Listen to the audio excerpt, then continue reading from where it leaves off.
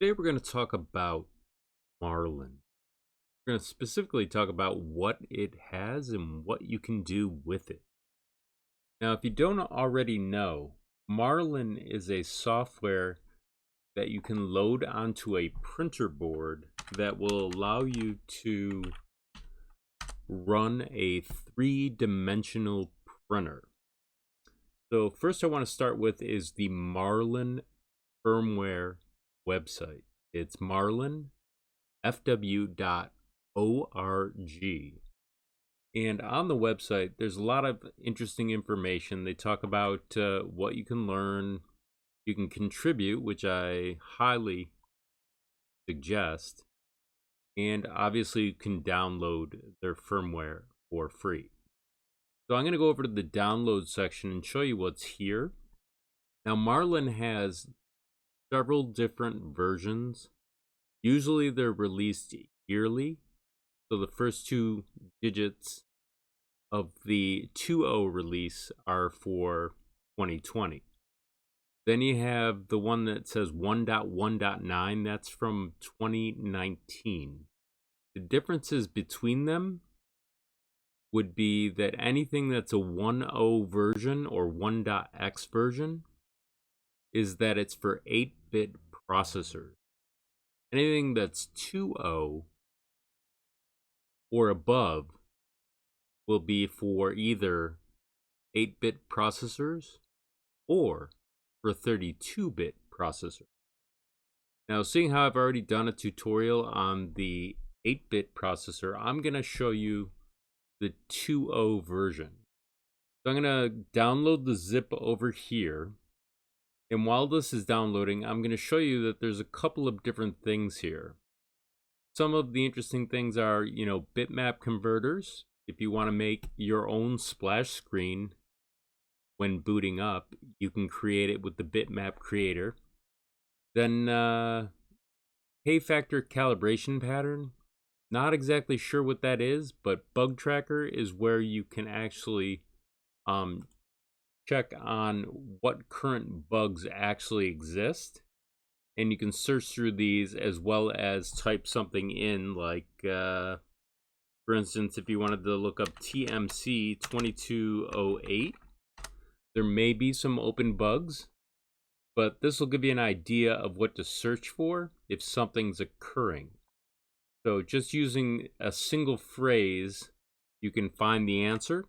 The other good thing is that Marlin offers a lot of information on where you can actually find information or talk to other people. If you go over to like reporting an issue, pardon me for that. You go over to, let's see. Normally it would be in reporting an issue, so let's see if it's still there someplace. Oh, here it is. It says if you need to ask a question, look here first. So what's cool about this is it offers you a bunch of different resources that you can go through, such as Marlin. There's reprap.org.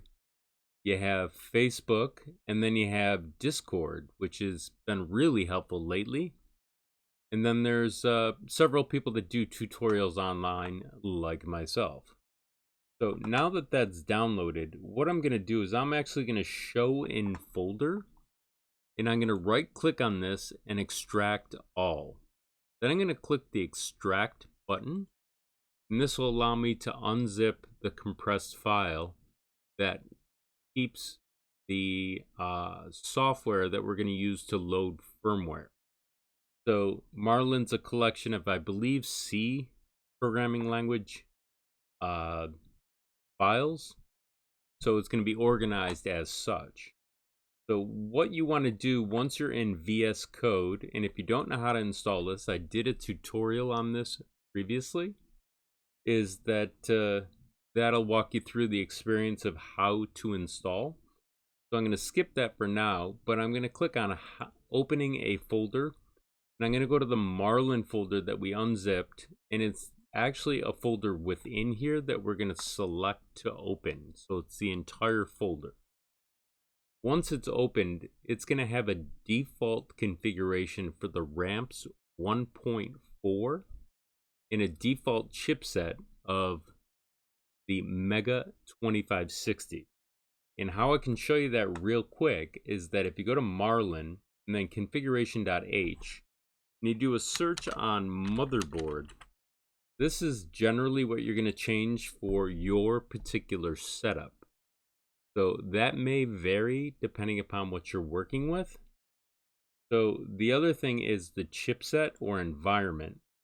The default environment in this case for this chipset, because it's a combination of a Adreno Mega 2560, the chipset on it is actually a Mega 2560, and that's connected to a Ramps 1.4 board. So that would be what's known as a shield. Sometimes people call it a hat, but that's more for if you're working with something like a Raspberry Pi. So I'm going to go through configuration.h in just a second, because I want to show you that one of the important things about it is this right here to specify your board. In order to actually specify your board, you actually need to know what you're working with, and there's a lot of different boards out there. In this case, it's an 8-bit board, and a lot of people now are purchasing 32-bit boards. So the trick to it is you go to the source folder, then the core folder, and then there's a file called boards.h. Now the H stands for header file. So I'm going to open that up. And inside here, it's going to go through various boards that exist. First of which are Ramps 1.4. Then there's another version of Ramps down here. And that goes on for a while. And it goes on for a lot of derivatives of the AT Mega 2560. So there's various boards that have been laid out that use the same chipset. Then you have Rambo derivatives, which I believe use similar chipsets, as well as down here you have even more. So I'm going to skip over a lot of this because these are pretty much all similar, but what you're going to do is if you're using, for instance, this one, which I've never heard of, you're going to copy it, and then you would go to your boards.h, or excuse me, your configuration.h, and you would actually paste it right here. But then you have to find out your chipset. In this case, it's probably the Mega 2560, so it's not really a big change. But if we go back to boards.h, you can see there are other chipsets in here. So let's find something that's more unique. You have the ARM Cortex. This is an LPC 1768. That's the chipset, or your default environment, as most people like to say now. But there's a bunch of different boards that you can work with. Obviously, Ramps is going to be present almost everywhere. And then you have, obviously, the new hot popular board, which is the Big Tree Tech SKR14. They also make a different chipset version, which is for their turbo. And this is an LPC 1769. And as you can see down here, that would be the board that you would use if you wanted to specify your board. So I'll show you this example. You copy this, then you go over to your configuration.h and you paste it right here. And then what you also need to change is down in here for your default environment, which would be the LPC 1769, because that's the chipset for the SKR 1.4 turbo. So now that we understand that, what you would normally do is upload it if it's connected to your computer via USB, so that it can copy to the micro USB in that case.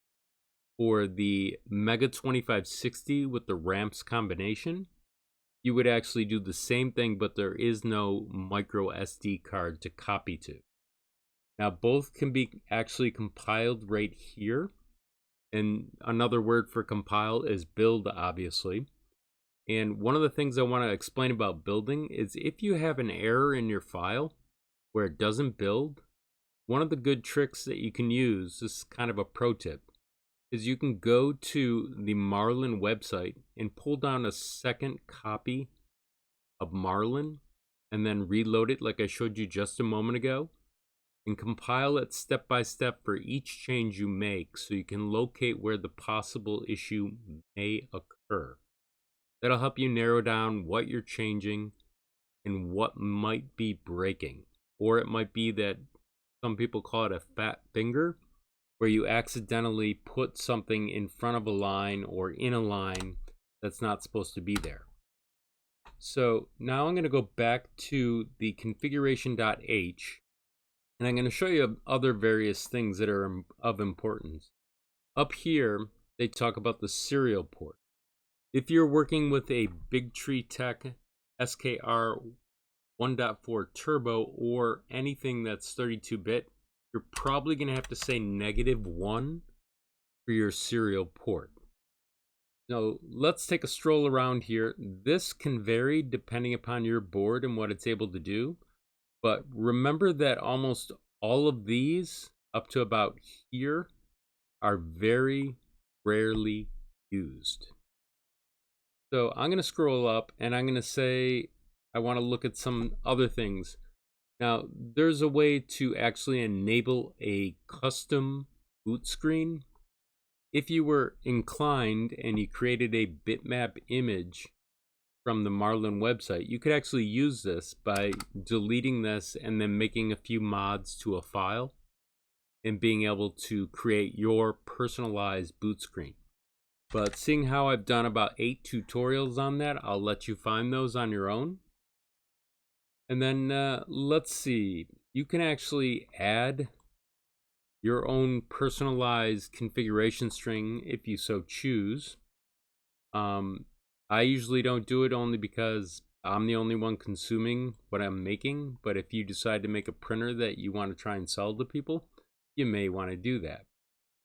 And then there's now what I think is configuration versioning now.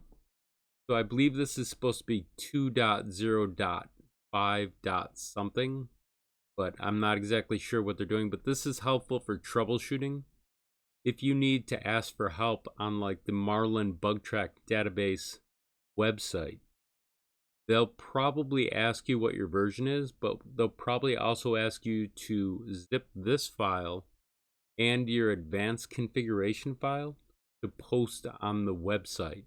It makes it a lot easier for them to transfer to a system that's like yours or do a file comparison to see what changes you've entered into your file so that they might be able to troubleshoot your problem with you. So a lot of this is terms and conditions. These are actually helpful links that they include. They also talk about other printer types. So one of the things that I probably gloss over, a lot of people ask how to load a specialized build for a particular printer that they already own and they want to switch to Marlin.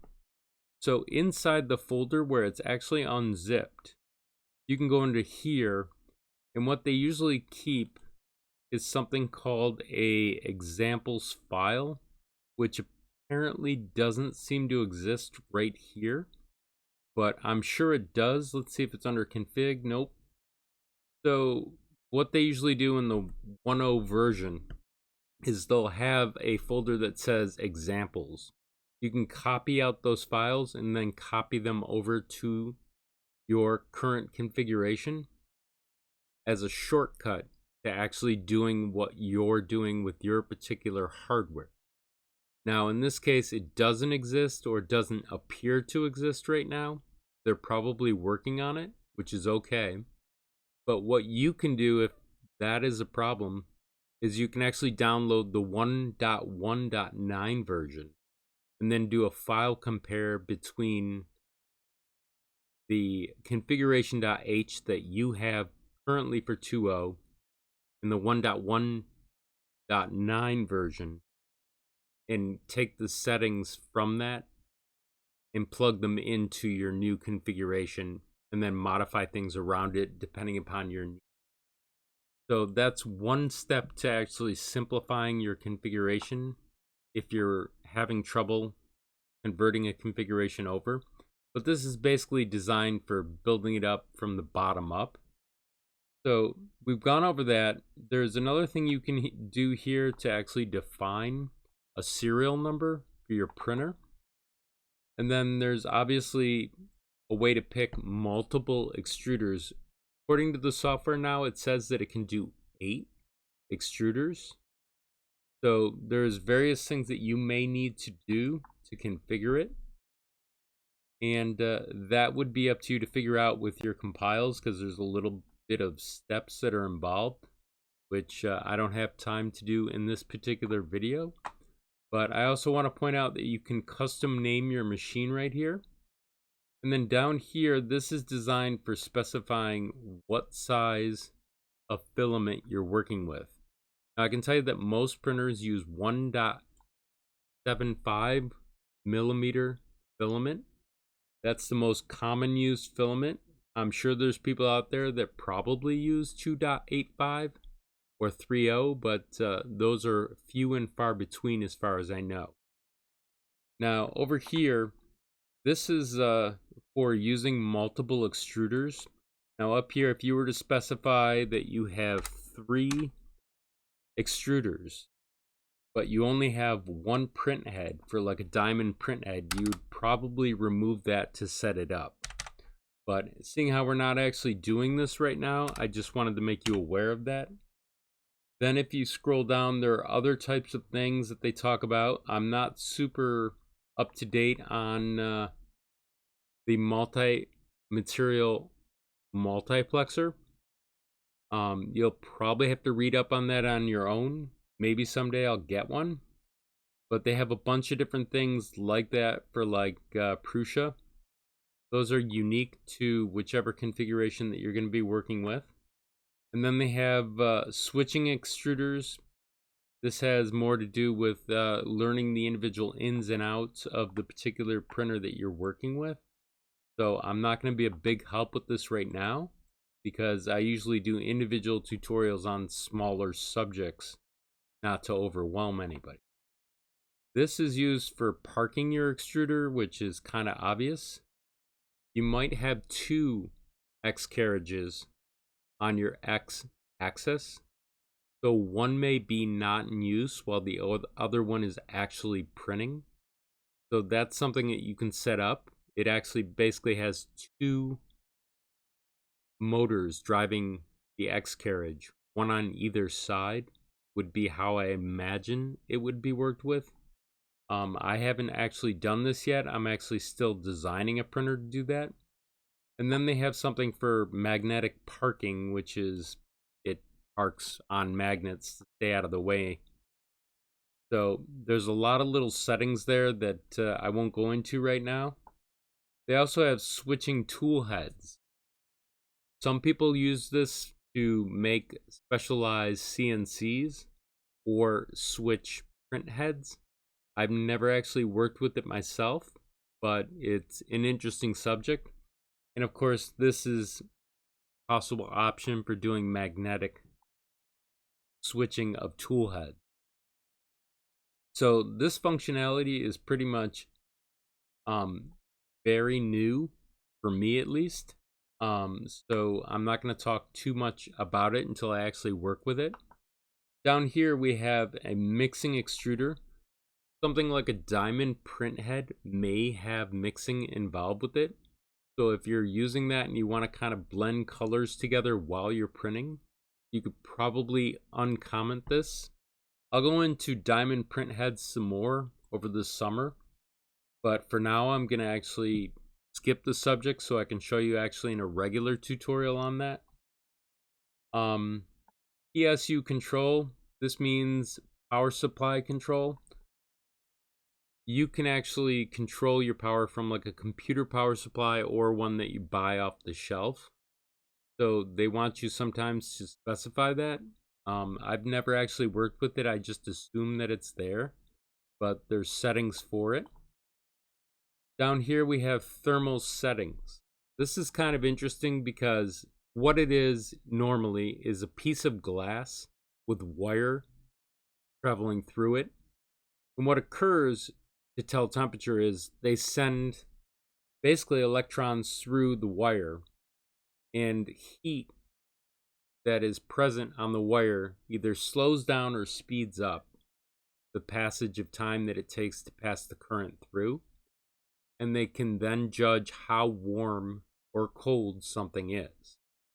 Now, most of the time, I use the default one that's in here, which is, I think, 8, or they're calling it 1 now. So that corresponds to the number up here, which is a 100K thermistor. It costs probably between 25 cents and $1 to buy. And a lot of people come into problems when the wire breaks. The printer will automatically stop working. The reason for that is it can't tell what the temperature is, so it stops. So one good way to troubleshoot that is actually to take a multimeter to the actual two ends of the wire when the printer is powered down and test it for continuity. What I mean is, if you have a multimeter that beeps, you can set it to continuity, and you can touch either end of the wire to see if there's a circuit formed, and it'll probably beep if there's continuity. If there isn't, it'll be silent. And there are other various ways to check continuity, but that's the simplest for me on a multimeter, like a fluke. And then down here, they go into different types of temperature sensor. So you could have multiple sensors for temperature. Keep in mind that if you're using a diamond print head, you're probably only going to have one thermistor. But if you have multiple print heads, then you may have multiple temperatures and thermistors. And each one of these thermistors corresponds to a number.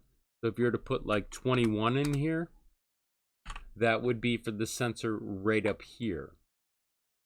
So that's pretty easy to understand. I'll leave that for now. But they also do that for a chamber. And then it looks like the probe sensor or temp sensor probe, I've never used this. And then this would be your bed temperature. Then down here, you can actually set dummy values if you're trying to test something.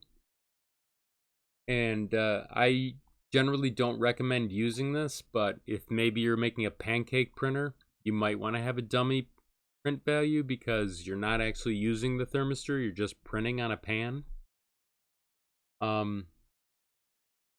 There's a bunch of new functionality that they've actually added to this that's used to actually check the temperature, I guess. I'm not going to go into that because the complexity may change. And then over here, they have the minimum temperature that you should be able to measure. It's not really that important. It says because it's probably indicates a broken wire. If you see this temperature, that's probably what it's going to be. But usually it just shuts the printer down, which is a good clue. And then you have max temperatures. Normally I run my max temperature probably around 220. I try and keep it below the actual temperature that paper would burn. So for those of you that don't use Fahrenheit, I'm sorry for saying this, but the temperature for paper burning is Fahrenheit 451. In Celsius, I don't know it off the top of my head, but it's probably around 225, 26. That's just a guess. So for now, I would go with the defaults, but I usually keep mine below the temperature of paper that ignites for the temperature. PID settings. This is a way to finely tune your temperature settings. There's a whole G-code series they can go through to do that. That's not really in the scope of what I'm talking about right now, but these are going to be relevant to that. These are usually the defaults you start with, but you can change these. And one of the ways that you can change these is changing your EEPROM to being writable, but I don't suggest that. I usually like to modify the firmware file for configuration.h. So I'm going to skip over a lot of this because this is more PID settings for setting up bed temperatures and how to calibrate those in. Then down here, they have what's known as prevent cold extrusion. Some of the tutorials that I've done, I've demonstrated how to extrude without actually extruding. And one of the ways I do that is by actually using a G code. And with that G code, what I'm doing is I'm actually setting the minimum temperature below normal so that I can actually move the stepper motor for the extruder. Otherwise, if it's below 170 degrees Celsius, it will not move for your thermistor temperature. So there are other things in here for like extruder max length. I've never actually had to worry about this because it's usually printing continuously. And then we have something here called thermal runaway. This is probably one of your most important settings. It should be enabled by default. The reason that I say that is you should be in the room all the time that you're printing or as close to the printer as possible. This way you can prevent fire if something goes wrong with your printer. So always leave that enabled so it can shut down your printer just in case you miss it for a fraction of a second. Then we have different mechanical settings. I believe this is for a Core XY because it says Core XY. And then we are into the nitty gritty. So down here we have actually end stops and their settings. There's so many of them. It's kind of interesting. But we have things that have to do with where you see use Xmin, Ymin, and Zmin for your plugs. These are on by default, but if you're running a scalar type printer, you may be using the X Max, the Y Max, and the Z Max. But let me explain something that a lot of people ask about. If you're using an end stop in the X direction, and you're only using one carriage, you only need the X minimum. There may be, but it might not be functional. I'm not sure. I haven't tried it yet. You may need to enable the X maximum if you're running a dual carriage, meaning two different carriages. But I have to try that before I can actually say. But you'll always only need one. And for beginners, it's best to know that you're only going to be using one. Then down here, they talk about end stop pull-ups and pull downs. Now, what this does is it prevents a float point state, or it smooths out the actual current that's being measured so that you know that it's enabled, meaning that you've actually reached the end stop and triggered it. Some end stops have these, and you can see they're usually surface mounted. So a surface mount resistor will be like a little flat wafer that's soldered on a board. But for now, it's beyond the scope of what I want to talk about. And then we have here the ability to change the logic of our mechanical end stops. For instance, if you go to the end of an end stop and it says open when it's triggered, you may have to go over here and change your false to a true. But for now, we're just going to assume they're all good. Now, these are mechanical end stops. The ones that use like resistors and capacitors, they're going to be not mechanical, but you can still flip the logic. Now, here's a really cool thing they just started doing in 1.1.9 for Marlin. They've disabled all of the steppers that you could possibly use so you can specify what you're working with. So they default to the A4988 because it's the cheapest stepper on the market and most reliable, but there's many other types. So in order to use it, obviously, you have to remove the actual comment to enable it. And once you do remove the comment, you may have to choose, if you have a different stepper. Another common one is the DRV 8825. This is a very good one for beginners. You would have to copy that and actually paste it here to say what you're working with if it's enabled. Now, there are many different types here. The TMC 2130 is a favorite of a lot of people because it can either be very quiet when it prints, and it also can allow you to integrate end stops into it. Now, there's other types like the TMC 2130 standalone, which not many people use, but it's a different configuration of the TMC 2130. You would need to specify that if you so choose to use it. And so these are a lot of different steppers that you would have to research. If you don't know what you're doing with steppers, I highly recommend reading the data sheet so that you know what you're working with. So down here, they have some new functionality that works with end stop threshold noise. I'm not certain how it works yet, so I'm going to avoid talking about the subject. But now we're going to talk about movement settings. Now, this is an interesting thing because what some people do is they enable their EEPROM so they can actually change the settings and then save them. That's becoming more and more common. I personally don't do it, but I can understand why people would. And then they give us a set of default settings for our default access steps per unit. This has to do with the motion of the printer. So it's important that you know what these values are. And one of the ways that you can learn what the values are is you can actually go to a new tab in your web browser and type rep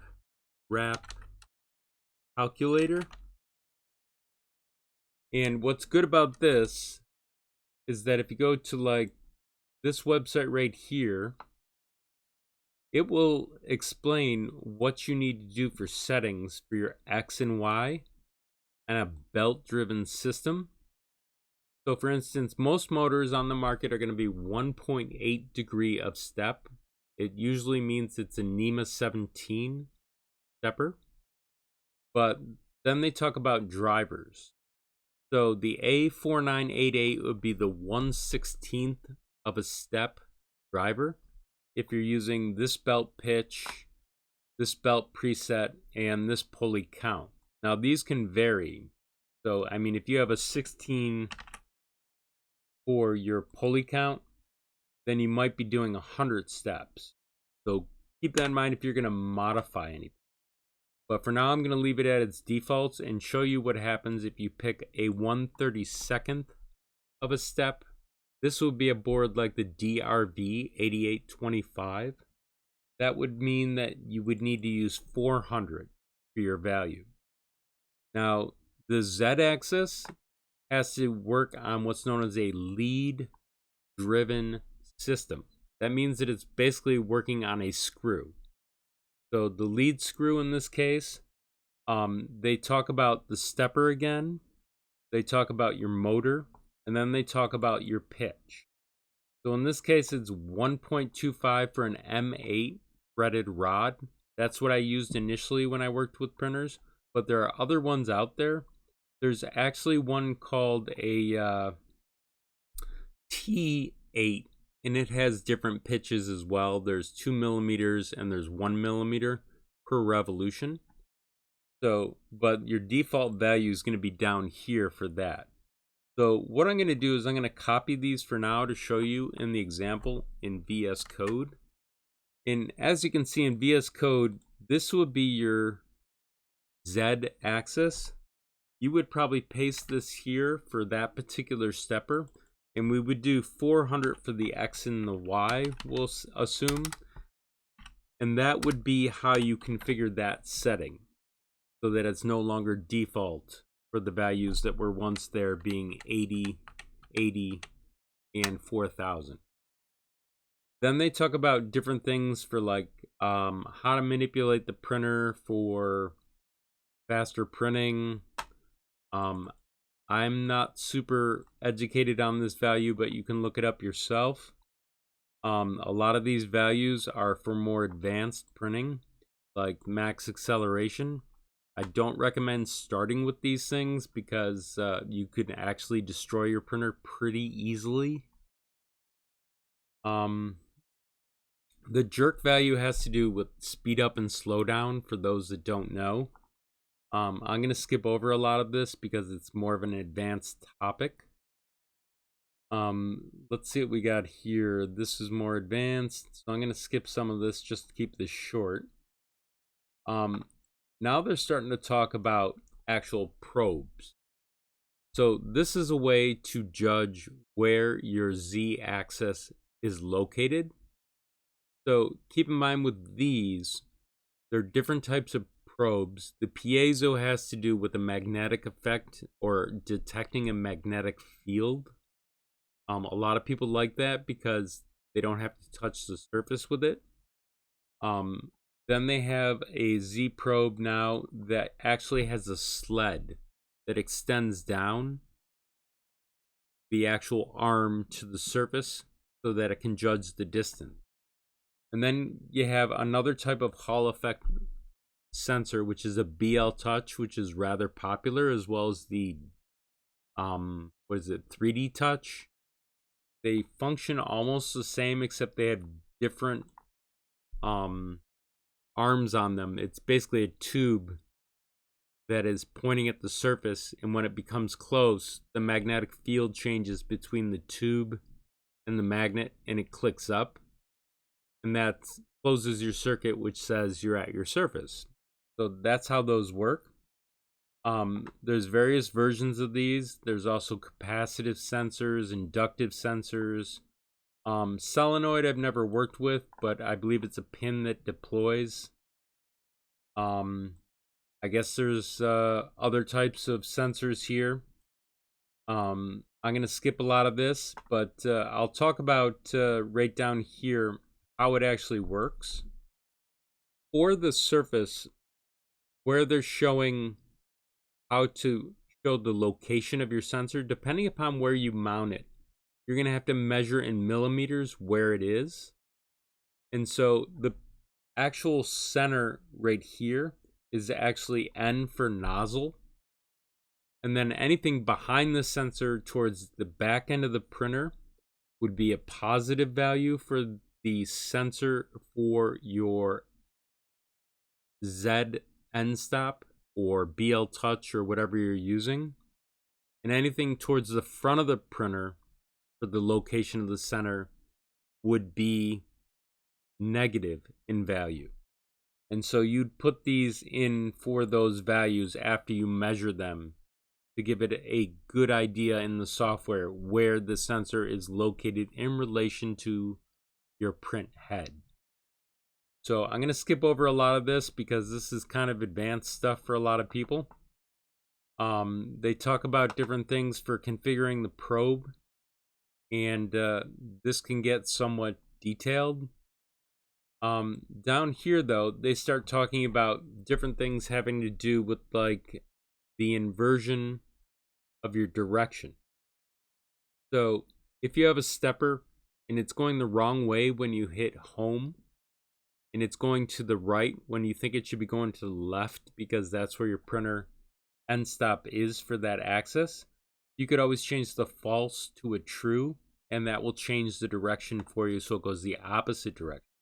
Another way to solve the problem is if you're using a DuPont connector for your NEMA 17 stepper driver, which drives your axis, you can always flip the plug and plug it back in. Obviously, you're going to do this when the printer is powered down. And then I guess they have something similar here. I haven't worked with this yet, but maybe someday. Then we have another way to change the direction for your homing. You can either do 1 or -1 to say that your end stop is on the other side. It's the same thing as reversing the plug or changing the direction by inverting it. A lot of people have also asked me, how do I specify my print bed size? As you can see right here, we have the X and Y dimensions of your print bed. That'll be the length and width. You can also specify the height over here.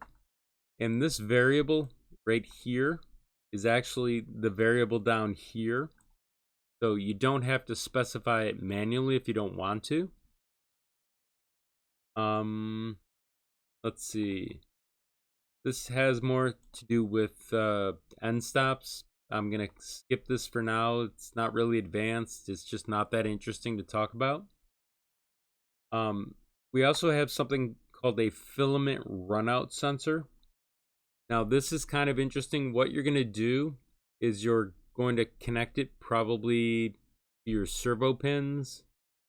And what'll happen is it's like an end stop. So when the filament is outside the end stop, it will either create or break a circuit saying that you're out of filament. I usually use a mechanical end stop rather than an optical, because an optical end stop, if you have a clear filament, will not work out very well because the optical filament sees right through the actual filament when it's clear.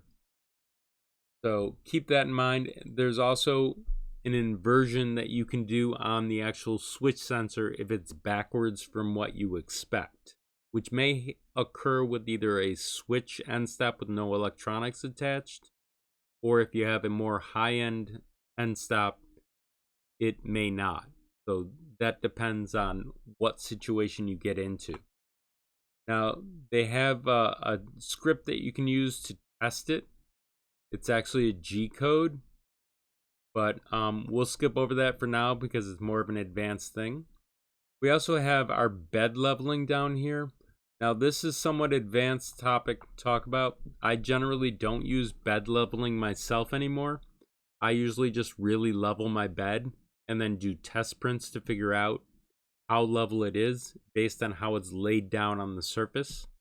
And the surfaces for me, I first started printing on glass, so it was the most difficult thing to print on until I learned how to do it.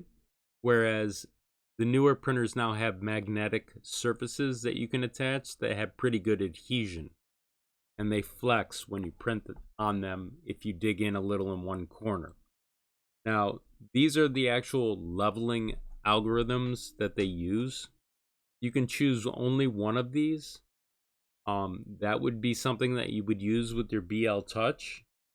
And then they talk about different things that you can do. This has to do with homing for X, Y, and Z. G28 is a G code to say home all 3 axes. I'll leave that out for now because if I go into G codes, this will be a lot longer. They talk about the different types of mesh leveling and different settings that you can set. For now, I'm going to skip all that. This is more bed leveling, and there's different things that you can set for each. They're a subject within themselves, so I don't really want to cover them. So what I'm going to do is I'm going to find something more interesting. Here's actually Z-Safe homing. All it is if you don't want to hit the edge of your printer in either left or right direction for X or the forward and back direction, this will allow you to center where it's going to home when it goes to Z. So what I'll do is I'll put it in the exact center of your printer and then check the Z axis, because some printers don't have the surface under the Z, and that's why they use it. This talks about homing speed, how quickly it will home. I highly suggest sticking to these values. You can change them, but you're doing it at your own peril.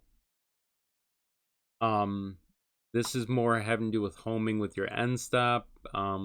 we're going to skip that for now. And then they talk about the different types of bed skew. This has to do with like tilt of the bed when it's leveling it. Seeing how I don't personally use it because I've leveled my bed on its own, I'm not going to cover very much about it. So they talk about it a little bit more, and then they go into additional features. This is where it gets interesting. You have different EEPROM settings that you can use. These are G codes that you may have to enable, and usually they're commented out down here. So if you remove the comments, you can enable them, like storing on your EEPROM. It also makes it possibly unstable depending upon what board set you're working with. So that's something to remind yourself. If something goes wrong with your EEPROM, you may have to reflash anyways. But some of the newer printers are much more stable. This has to do with keeping your host alive. Maybe it has to do with if it can't accept a command, it'll wait. I haven't really used it. Most people don't use this setting down here. It's the inch mode support. Living in the United States, we're still on the inch system. But when it comes to 3D printing, everything I do is metric, so it's hard for me to think in inches. And then they do the same thing with temperature unit support. I use Celsius with the printer. I suggest you do the same. It'll make your life a lot easier. And then they talk about preheat constants. This would be something that would be on like your LCD, but they have PLA. They show it at 180 degrees Celsius. It will melt at that temperature, depending upon your PLA manufacturer. And then ABS, they show the minimum as well. These are somewhat helpful if you need them for rule of thumb to set your particular settings. Nozzle parking, it's exactly what it says. There are features to it, but I really don't feel like talking about them. There's a nozzle clean. This probably just basically churns your extruder motor until it pushes out the filament. This is usually good for if you're using multiple colors, maybe, where you want to flush a color so you can use a different one. They talk about that in great detail. I haven't actually used it yet, so I'm not going to talk too much about it. They have a timer to keep track of how long it takes for your print to print. They also have a printer count, so you know how many times you've used the printer. This might be good if you're creating a printer for a friend and you want to keep track of that stuff. Down here, we're in the LCD section. As you can see, there's several languages that you can specify for this. You can do English. You could do, I believe, Chalk. Deutschland, Espanol, French. That might be Finnish. I don't know what FI is. Italian, obviously. Then you have a test language down here. If your language does not exist on the printer, it's possible to actually add it. And what you'll do is you'll use the test language and then fill in the blanks to then complete the language. You'll see test probably pop up for everything. But that's more of an advanced subject. I've only had like one person ask me about that. But we also have Japanese and Cyrillic. So if you want to do something in like, I don't know, Ukrainian, and you're using Cyrillic instead of the Latin alphabet or something like that, that's what you would use Cyrillic for. Down here, they have different types of actual displays for a particular LCD. So Prusa makes their type. Then there's a classic. That's up to you. That's taste and preferences. There's the ability to connect an SD card. This goes on and on with different things. Then they also have cyclical redundancy checks. If you're failing to read a card, you can enable this so that it will read the card, hopefully. And then there's other things having to do with how the menus look, or the encoder settings, number of steps. This might have to do with when you turn the knob, how quickly things actually update. I haven't done this in a while, so my memory's kind of faded on it. This has to do with probably knob turns. So if you turn right or left, having it go up or down or up. And it just goes on and on with customized settings that you can use. A lot of people are using touch screens, so a lot of this has been deprecated, meaning that they're not using it anymore. You can actually add in your menus if you want to do individual accesses. So if you want the X to home only, the Y to home only, or the Z. In my case, I usually do it with G codes, so it doesn't matter to me. You can actually have a speaker, but it's technically most of the time a piezo buzzer. So keep that in mind. And then probably the refresh rate on your LCD, not really important to most people, but it's there. Then they go into different types of LCDs that you can enable. And the good thing about it is if you enable this, if you're using like Arduino Studios, one of the problems that you would run into is you'd actually have to download the individual file. The cool thing when you're using VS Code with Platform IO as a plugin is that it automatically is done for you. So you don't have to worry about that anymore. So they go through various LCDs down here. It pretty much goes on for a long while.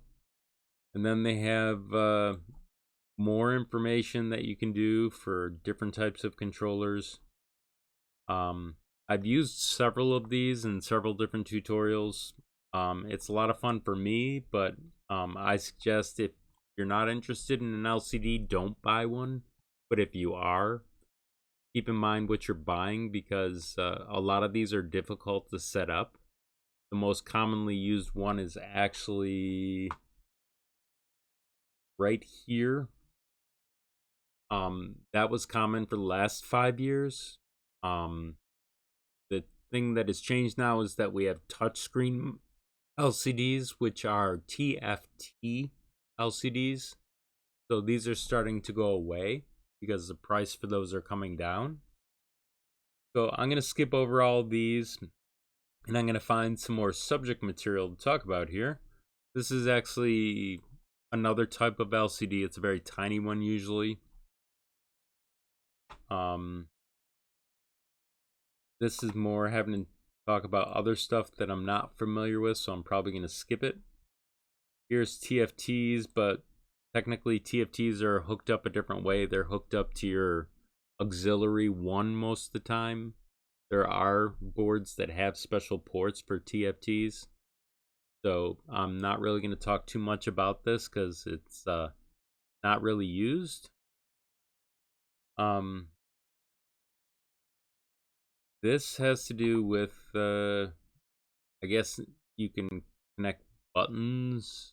I'm going to skip that for now. A lot of the stuff down here, pulse width modulation for soft PWM scale. I'm not super familiar with this, so I'm going to skip it for now. Most people will never use it. RGB LED support. I have done tutorials on this before. You can actually buy RGB that you can connect to certain boards, like the SKR version 1.4. You can actually plug these in natively, as well as the ramps. I've done actually, I believe, one tutorial on the ramps for a particular type of LED that can change colors. This is good for telling if your surface is hot or cold, because you can set it to red or blue, what a lot of people like to do. Or animate a tutorial or a video with different color changes. It's a way to, as some people would say, pimp out your printer. This is another thing, the NeoPixel. I think I actually did a tutorial on this a long time ago. But there's various types. The Blink M, I think, is one that I actually did a tutorial on.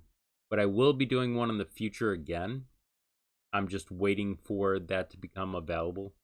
And last but not least, in the configuration.h file, we have what's known as the servos for number of servos.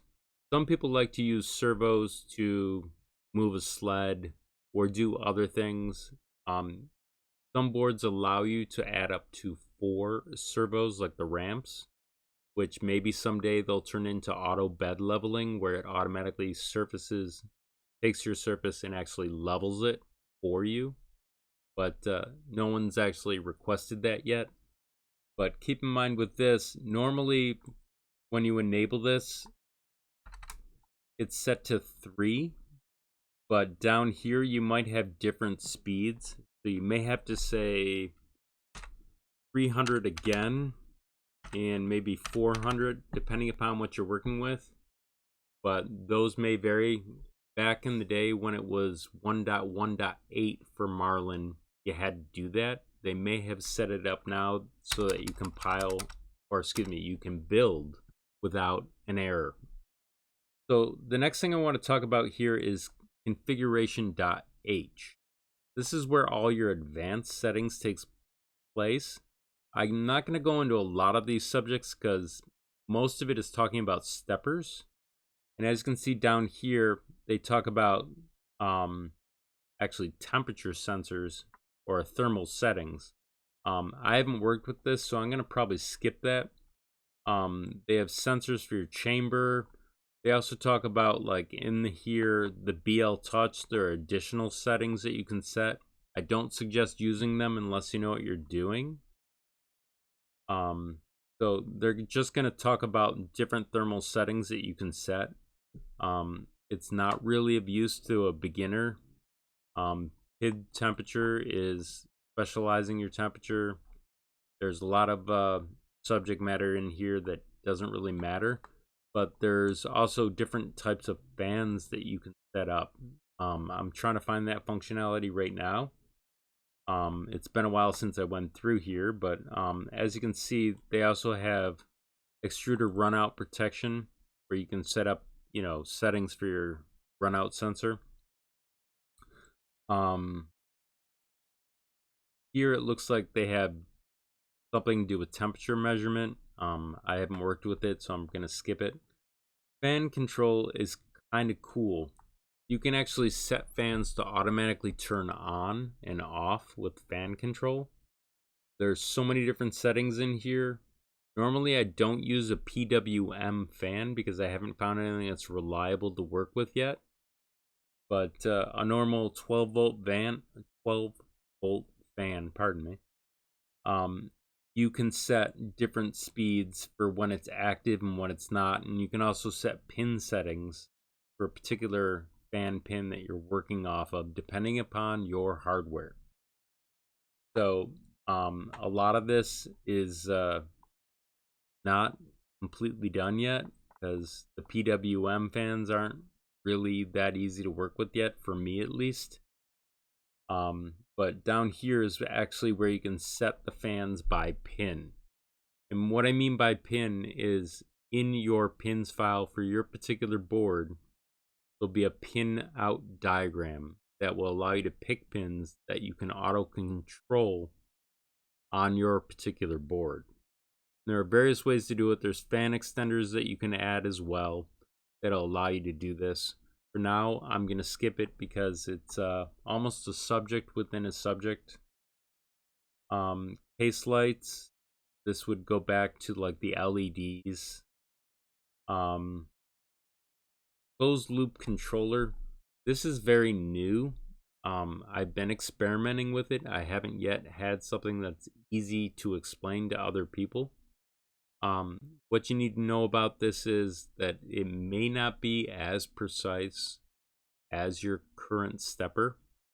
It's still under development, so when they get to the higher end steppers, away from something like an A4988, and they get closer to something like a TMC 2209-ish kind of thing, or 2208, then I'll probably talk about this.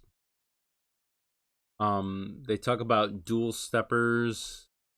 A lot of this stuff I haven't covered in tutorials yet, so I'm probably not going to talk about it. Dual carriages. A lot of this is advanced topics. So here's the actual BL Touch. Down here, there's a lot of different things. You can actually specify to use the BL Touch as a forced software mode. That's kind of cool, I guess. But remember, with the BL Touch, you have to use it in a fully assembled system now, not like how I used to show it, where it was a subunit that I could demonstrate easily. With the BL Touch, there's something called the 5-volt mode. And what that is if your board has 5-volt logic, which most of them do, you can enable it by removing the actual comment. But for now, we're not really doing that. But there's more talking about high speed mode for probing. Haven't used it, probably don't recommend it. And then there's something having to do with an LCD screen and the BL Touch. That's where you probably can enable it in your LCD screen so that you can select it as an option to adjust. And then we have auto align. I haven't used it yet. I'm sure it's pretty cool. But that's most of the actual logic for different types of things. You have multi-nozzle duplication. I'm not exactly sure what this means, but it might mean multi-nozzle duplication. And then inverting of Hulu drivers. This I haven't worked with yet. That may be similar to what I talked to the configuration.h part about. And then disabling steppers. This usually has to do with powering down when they're not active. I prefer not to change this because I like to have it the way it is. It's simple to work with. If you're curious, you could play with it, but it's not that interesting. And then we're talking about other different things that I'm probably not going to cover right now. There's a lot of different things having to do with surfacing, anti-backslash or backlash, pardon me. That has to do with how something turns on an actual screw drive, being something that is like your Z-axis. For now, I'm not going to worry about that. Most people won't need to worry about it because it's not a big deal if you calibrated your printer quite well. This has to do with nozzle stuff. Not a big deal. You get most of this. Micro steps. Some people like this. I haven't used it. It's not really that important to me. But a lot of this functionality, I'm going to skip over for now because it's a subject within a subject, and it's best left to a separate tutorial. What I do want to show you is some of the steppers. So I'm going to actually scroll down to those. There's more stuff about SD support, probably, or SD sort. The flash drive, not interesting. Firmware, not really that interesting. They talk about graphical LCDs some more. I'm sure you're already tired of me talking about them. But there's stuff in here about steppers that's kind of interesting. It's kind of deep in here. So I'm trying to scroll as quickly as I can to it. Let's see. Watchdog, you're probably going to always leave that on. That restarts things that may fail. You can do it, I guess, manually. Baby stepping, that has to do with how things move. Linear pressure control. I'm guessing that has to do with how PLA is extruded. That sounds like it's rather advanced to talk about right now. Auto bed leveling, they talk about some more. But let's see if we can find these steppers.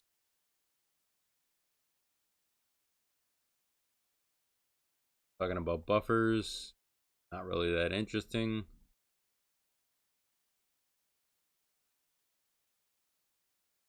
Oh, I might have to search on it here. Oh, they have advanced park features for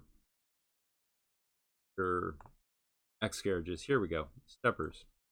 So there's different types of steppers.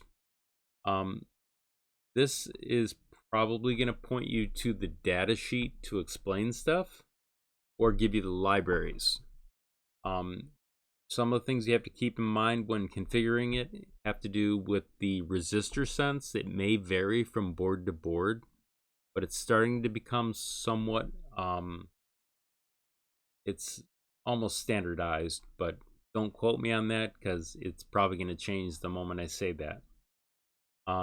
Down here, you have most of the common steppers. Now, resistor sense probably might be different for the TMC 21, or excuse me, for the TMC 5160. But the other ones I think are somewhat close to what they are down here. But like I've said with resistor sense, consult your data sheet to verify what your values are, because it's usually a combination of your data sheet and your stepper motors. And to ensure your best calibration, this will actually allow you to calibrate it via software by changing the value. Now, when I talked about like an advanced stepper, remember how on configuration.h I talked about the actual stepping where you had to compute with RepRap calculator? This is 1/16 of a step. If you were going to do 32, that would be like the DRV 8825. If you were to do something like a TMC 2130, then the chipset would be possible. I believe it can do upwards of 128. But I believe it uses interpolation.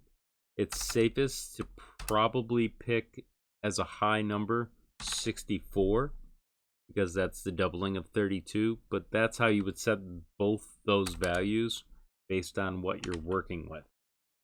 They also have other functionality that allows your printer to speed up down here. This is a way to actually specify specialized pins that are available on your particular configuration to add more steppers or to jump them to different pins that are available versus the ones that are unavailable. That is based on your particular pin out folder. And so when I say that, if I go to pins over here, they have different header files for each particular board type that'll explain what the pins are associated with. So in this case, like an MKS Gen L or S Gen L will have a particular set of pins that these will correlate to if you change them. -1 is a default value that means nothing. It'll probably be like P1_24, depending upon what you're working with, and you can find those in these files. So here is more of that with the buy settings. This is master out, slave in, I believe, and what is it? Master in, slave out, and then I believe this is your clock. It's been a while since I've done it. This has to do with something I haven't worked with, so I'm probably not going to talk to that at the moment. Down here you have Stealth Chop.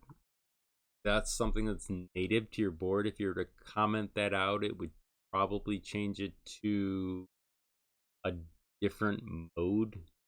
Off the top of my head, I don't remember. But you can consult your data sheet figure that out and read through the section yourself. Up here, this is software driver enable. It's a way of running something with software. You may have to use it for SPI or UART. That's generally when you don't have a dedicated pin. Chopper timing, chopper default. I've never used this. I'm not sure exactly what it does. That's okay for now. And then down here we have hybrid thresholds. You can enable it to use it. This is something when you become more advanced you would play with. But we also have sensorless homing, which means you don't have an end stop physically connected to the printer. And there are a couple of steppers that are outlined right here that can do that. So you have the TMC 2130, 2160, which I've never worked with, or the 2209 for TMC. Those are some of the ones that are most common. I'm not sure if this exists natively. You may have to solder it on and change your actual stepper to enable it. But what it allows you to do is when it detects an overcurrent on the actual motor from the stepper driver, it will stop motion. And so there's various settings that you can set for the sensitivity of that. There are default values here, but if you want to actually set something, you would actually have to go through what the actual particular stepper is. In this case, it's the TMC 2209 for the highest and lowest level. But I say stick with these values and then work your way out slowly, depending upon what sensitivity you would want. Square wave, this I believe has to do with how you see or run a stepper driver. Instead of a sine wave, it would be more like a digital wave. This is very good for debugging issues. So if you ever do go to the advanced steppers, you're going to want to enable this initially so you can see what's going on. And then they allow you to set up different types of things down here that are more and more functionality that they've been adding every day. But I wanted to end this tutorial because obviously I'm getting tired of talking and you're probably getting tired of listening to me. But I want to thank you for taking the time to watch my tutorial. And thank you very much. And do not forget to like and subscribe.